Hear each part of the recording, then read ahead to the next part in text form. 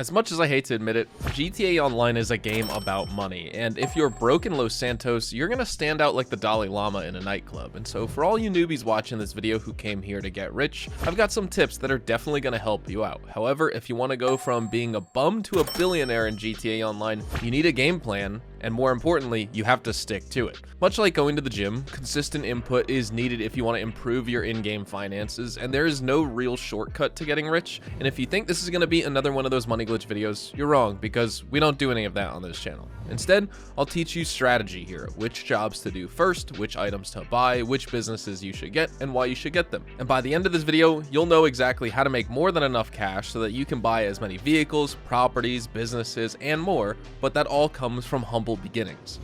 So let's start with number 1, the career builder. Think of this as a head start to your criminal career in Los Santos. For new players, if you have the expanded and enhanced version of GTA 5, you'll get $4 million at the start, and it's one of the best things that Rockstar added to the game in a long time, so use it well. Keep in mind that this only works if you're creating a new character, not if you're migrating an existing character from your last gen console or old account. There are 4 career paths you can choose: executive, gunrunner, nightclub owner, and biker. I've spoken favorably about the nightclub before, however, I'm not going to recommend it as a starter business, as neither do I recommend the biker path, because the nightclub is reliant on MC businesses to work properly, and so what that means is you'll miss out on income from the entire warehouse section if you also don't own a few biker businesses at the start. And while a motorcycle clubhouse is essential to get started on your MC businesses journey, most of them, except for the Coca-Cola lockup and the math lab, are kind of mediocre when it comes to actual income per hour. And so if you want to make the most out of your MC businesses, you also need a nightclub. It's kind of a circular problem, which is why I recommend that you should stay away from it right now and instead focus on either the bunker or even a CEO office, maybe. With the CEO office, you get access to one of several locations that range in price anywhere from $1 million from the cheapest spot all the way to over $2.7 million if you go for the Arcadius Business Center with a gun locker. And you'll also be asked to buy a warehouse. Go for a medium-sized one that holds up to 42 crates, as those will be more time efficient compared to a small warehouse. With the money that you have left, you can buy a vehicle and complete the initial setup. However, I personally recommend going with the gun running route for 2 main reasons. First off, the bunker is one of the most stable sources of income in the game, and it's almost entirely passive, unlike CEO cargo, which requires you to source crates all the time. Secondly, the bunker pays really well at over $60,000 per hour, and it also helps you unlock special ammo types as well as weapon upgrades for various vehicles, so over time, you'll gain a ton of offensive capabilities against vehicles and enemy players just from your bunker research. And the best time to buy a bunker is at the start of the game, so use that career builder and grab yourself a bunker at Chumash. Then select Upgrade Pack A, which will give you better equipment as well as a personal quarters. And for your vehicle, you can pick either the Armored Kuruma or the Grati Turismo Classic. The Kuruma for grinding heist and contact missions, and then the Turismo Classic so you can slap on some HSW mods and do the time trials if you prefer earning cash that way. As for weapons, grab the homing launcher, mini SMG, and special carbine. This selection should cover all your bases. I've got some more tips on weapons coming up, so I'll leave you with these 3 for now because the career builder doesn't really give you the full roster of weapons to choose from at the start.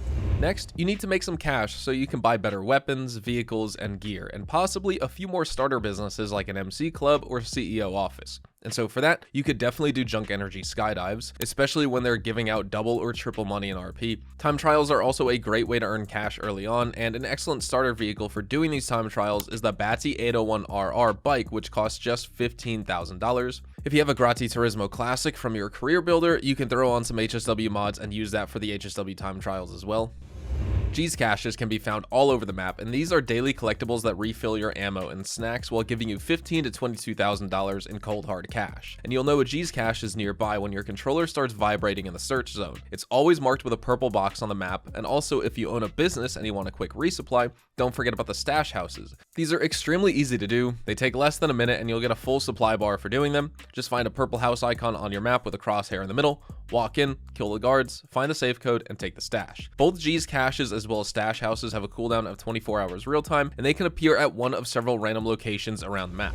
Before you proceed any further, remember to establish a grinding routine. This is going to be a series of steps that you follow in a specific order whenever you log into GTA Online for the day, and it should be designed to help you make the most amount of money possible in the least amount of time using the businesses that you own, as well as also have some fun. So for example, you can log in, start a Dr. Dre VIP contract, then do a Clucking farm raid while that's on cooldown, supply your acid lab and MC businesses in between prep missions, maybe do a couple of payphone hits in the middle, and end things with a Cayo run. Honestly, it's up to you whichever task you choose, but don't treat this like a workout program. It doesn't have to be harsh or unpleasant just because you're trying to make money. Ultimately, GTA Online is a game that we need to have fun with while we're playing, otherwise, what's the point? So even though you're trying to min-max and be efficient, don't forget to pick jobs and heists that you personally enjoy playing. Maybe even switch things around for a few days. Make a list of 4 or 5 grind routines if you want for different days of the week, see which events and businesses are paying double and do those instead of your regular stuff. Be flexible. Rockstar intends for you as a player to try out different types of content, which is why they put out these weekly updates. So don't just grind Cayo or the Dr. Dre contract for a week straight, because then you'll feel burnt out and you might even quit the game altogether. We are trying to get rich, but the process doesn't have to feel boring, because there is so much to do and experience in the world of GTA Online. For my next tip, I'm going to ask you to find a good car, or a couple of cars, because you'll need one for everyday driving and PvP, and another for heists and missions. My personal favorite starter vehicle is the Duke of Death, and there's one big reason why. It's an armored car that you get for free on the Warstock Cash and Carry website. And the best part here is that it is more resistant to explosives compared to the world-renowned armored Kuruma, so it can actually tank multiple RPGs or homing missiles before getting blown up, while the Kuruma is turned into a burning scrap heap with just one missile. But wait, it gets even better, because thanks to a recent update now with Agents of Sabotage, you can actually apply and equip Amani Tech upgrades on the Duke of Death, turning it into an invincible machine. Missile lock-on jammers will keep you safe from Oppressor Mark II and Deluxo Griefers, so you can do your cell missions in peace, and once you throw in a few engine and transmission upgrades, it's actually quite fast. Just be mindful of those corners though, because this is rear-wheel drive as a muscle car, and it does weigh over 2 tons, so it's super heavy. The Duke works just fine as an all-rounder because you get to do your heists as well as free roam stuff in it, but if you want, you can pair it with something a bit faster, like the Ocelot Virtue, the Dinka Jester, Turismo R, Pegasi Zentorno, the Weaponized Ignis, you name it. Alright, now it's time for the good stuff. Guns and weapons. You can't go a minute in Los Santos without shooting up someone or some place, and so you might as well ensure that you're equipped with the right tools for the job. And the good news here is that you don't have to spend a fortune on weapons either. In fact, you can complete your billionaire's journey with just 5 guns: an AP pistol, a special carbine, a heavy sniper, and a combat MG, as well as a homing launcher. Throw in an assault shotgun if you like to smash people up close quarters, because it's a death ray in CQC, but yeah, these are all the guns you need, honestly. Remember, FMJ and explosive ammo for lightly armored vehicles, armor piercing for enemies with body armor, and incendiary rounds for when you want to have some fun. With weapons sorted out, you'll also need some gear, and I recommend grabbing a few rebreathers to help you out with those early stage dives. If you're hunting underwater caches or trying to max out your lung capacity, you'll also need rebreathers for Cayo Perico, so might as well stock up. Next, you need armor. Grab that super heavy armor. It is the most expensive at the bottom of the list, and the rest aren't really worth bothering with in my opinion. And also, don't forget a bulletproof helmet.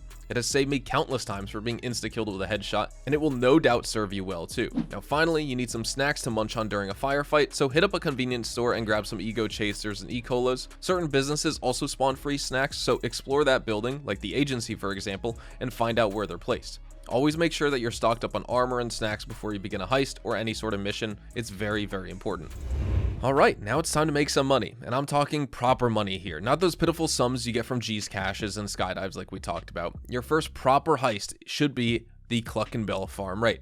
You can start this up by meeting with a vigilante cop by the name of Vincent Effenberger, and he can be found with a big yellow V sign on your map next to Vespucci PD, and he'll tell you that there's a big cartel using one of the most famous fast food chains in Los Santos as a front for laundering their drugs. Basically, it's Los Pollos Hermanos from Breaking Bad, and you will sabotage that operation by sneaking in one of the supply crates and stealing a bunch of their goods. There are 5 prep missions and 1 finale to the farm raid, and the whole thing can be done in less than 45 minutes if you get familiar with the mission layout and enemy patterns. Payout is $500,000 per run, which isn't absolute top of the line, but it's still super good, and the missions themselves are quite fun, even after multiple playthroughs, which is why I still do the Clucking farm raid to this day, despite having played it dozens and dozens of times. After the Clucking farm raid, you can head over to East Vinewood for the Dax missions. These will be marked by a D on the map, and you can unlock first dose by getting a call from Ron Jakowski and heading over to Ace Liquor in Sandy Shores. From there, you'll help the Fooligans fight off members of the Lost MC and become friends with Dax, who bring you to the Freak Shop, where you can start a new mission line. And the cool thing about this place is that it also comes with a free Mark II weapons workshop. Once you do all 6 first dose missions, you'll get a free Brigade 6x6 with the option to set up your own acid lab in the back for $750,000. You'll have most of it just from completing the first dose missions, but don't install an acid lab just yet, because without the equipment upgrade, it's kind of mediocre, and you won't be able to unlock those until you do at least 10 Fooligans missions that pay $50,000 each. Also, make sure to do the 5 Lastos missions. Those are worth it because you unlock the Acid Lab upgrades, and of course, you get a free Ocelot Virtue at the end of Lastos, which is an electric hypercar worth nearly $3 million. With your Acid Lab prepped, you should be able to earn a few $1,000,000 pretty fast in combination with the Clucking farm raid. What you do with these initial funds is very important. In my opinion, 2 of the best options you have are either to get a Kasaka submarine or an agency. I recommend getting the agency first, as it will give you a nice spawn point with an armor and snack set ready to go, as well as a Mark II weapons workshop if you purchase the armory upgrade. Plus, you can't get Amani Tech upgrades unless you own an agency, so it's definitely worth investing in early. As for money making, the agency is extremely versatile. You've got security contracts, payphone hits, and the office safe, which accumulates passive income daily, and then finally, the big one, the Dr. Dre VIP contract, which will give you $1.1 million for about an hour and a half of work. After the agency, you might want to invest in a nightclub. If you have an agency at the Little Seoul location, try getting a nightclub nearby, like Del Perro or the Vespucci Canals, which are both good options, but the northernmost locations, like downtown Vinewood, but specifically West Vinewood, are going to be the best spots to own a nightclub because they're more centrally located, and with the nightclub, you have 2 ways of earning money. First, you make money legally through customers who visit your club for the DJs. With max popularity, this is $50,000 every in-game day, and it accumulates with your wall safe, but you also make another $50,000 from the warehouse in the basement level, which is where you smuggle all your illicit goods that come in from your other various businesses that you own in the game. And this warehouse is all useless unless you own a cargo business, bunker, or a few MC businesses as well. Otherwise, you have nowhere to source goods from, so the next thing you need to buy is a motorcycle clubhouse. Start with the Math Lab and the Coca-Cola lockup as well as MC businesses, then get the Counterfeit Cash Factory, as these are the only 3 MC businesses that are worth owning. Don't bother with the Grass Farm or the Document Forgery office unless you have extra cash laying around to own these businesses just to own them, but in addition to that, buy some additional technicians at your nightclub. You can have up to 5 of them active, and I would recommend you assign them to your bunker, your cargo warehouse, and your 3 MC businesses that I just listed. This way, you'll be making over $100,000 an hour from your nightclub once everything is set up. And if you want more details on the nightclub and how to make money with it, I do have a nightclub guide on my channel. Since you're rolling in cash at this point, it won't be too hard to spend another $2.2 million on a Kasaka submarine and start that Cayo Perico heist everyone talks about. Just meet up with Miguel Madrazo at the Music Locker, which is next to the Diamond Casino, and he'll tell you that some of his family's business documents have been stolen by a drug lord called El Rubio, who's now using them as a bargaining chip to increase his own profits. Your job is to retrieve the documents from El Rubio's highly secure compound on the Cayo Perico Island, but before you can begin, you need a submarine. So buy that Kasaka from Warstock Cash and Carry, and meet up with your shipmate Pavel, who will guide you through the entire scouting and equipment prep stage. Cayo Perico pays on average $1 million thereabouts for about an hour's worth of work, including the scouting, prep, and finale. And Pavel takes a 2% fee, as well as an additional 10% fencing fee, but you should still end up with at least $900,000 in pure profit, even if you get the Cinsamito Tequila, which is the worst of all primary loot types in the heist. If you do the Cayo heist on hard mode, you'll get an additional 10% from the primary loot and $100,000 instead of $50,000 for the elite challenge. If you haven't already purchased a bunker, maybe you went with the CEO office or MC business route, you can always buy one later, but do it as early as you can because the bunker is going to be one of the many long-term investments that you'll make in GTA Online. With the bunker, you can split staff between product and research, or if you just want to make money, assign all of them to product. Make sure you have the staff and equipment upgrades, as these 2 will speed up your production time, and when it comes to sell missions, you can go with the short distance option. It is going to pay less, and you get 1 vehicle, which is going to be perfect for new solo players, but if you have any sort of flying vehicle like the Sparrow or Oppressor, or you're just not a day 1 player to the game, I would highly recommend you go with the long distance delivery option and snag that higher payout. Make a delivery, call in your personal vehicle, fly back to the bunker, get into the next delivery vehicle, and repeat till all deliveries are made. Or honestly, if you just do 1 resupply for the bunker and then sell when that's done and turn it into product, you'll only have 1 vehicle anyway. CEO Cargo is probably one of the most profitable businesses in the entire game, and while it does require a bit of legwork at the start and some back and forth to source your crates, the payouts can be absolutely massive. And so if you see an event going on with double payout on the CEO Cargo and you have 4 or 5 large warehouses, you could make upwards of $5 million in profit by selling your goods. The key to maximizing your profits is buying the warehouses in the correct locations, so they're all lined up next to each other. If you open up the interactive GTA Online map, you'll see that there are 4 large warehouses stacked up in a line from top to bottom. These are the Darnell Bros Warehouse, the Logistics Depot, Wholesale Furniture, as well as Cypress Warehouse. Get all 4 of these, then buy a terabyte to make the source missions easier, or even use the warehouse technicians and they will go out and passively source cargo for you, and you don't even have to lift a finger sourcing crates yourself, ever again. That's what I do. I don't bother sourcing crates anymore. Hangar is another excellent way to make money, and it's similar to CEO Special Cargo, where you source crates to resell them later, but this time it's called air freight cargo, and you can source different types. You have narcotics, chemicals, and medical supplies, which all pay the most, so I would recommend focusing on those. Between land and air missions, I'd go with land as well because those are easier and quicker, and you can make this whole process even easier by flying in on an oppressor or a Raiju or any kind of flying vehicle that goes fast. As for hangar locations, the best is probably going to be Fort Zancudo, and once again you can pay Rooster to source hangar crates for you as well if you don't want to source crates yourself for that specific business, freeing up other time that you have to do other types of content to have fun.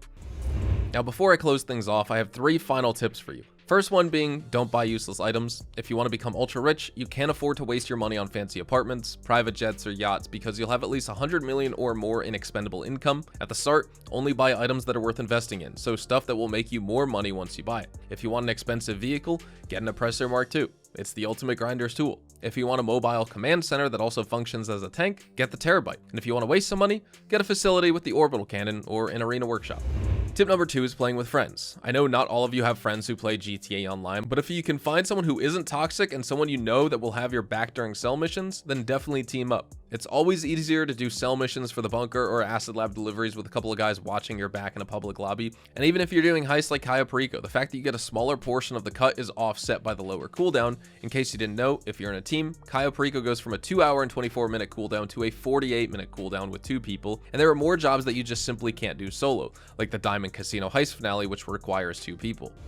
And then for my final tip, and this one's for all you solo grinders out there, try playing in an invite-only lobby. It makes every resupply, cell mission, and heist so much more predictable and easier because you aren't dealing with griefers or random encounters that will throw you off your schedule. You can set a plan at the start of each session and follow it through to completion every single time, guaranteed. Yeah, it may feel a little empty if you're just doing PvE stuff, but does it really matter?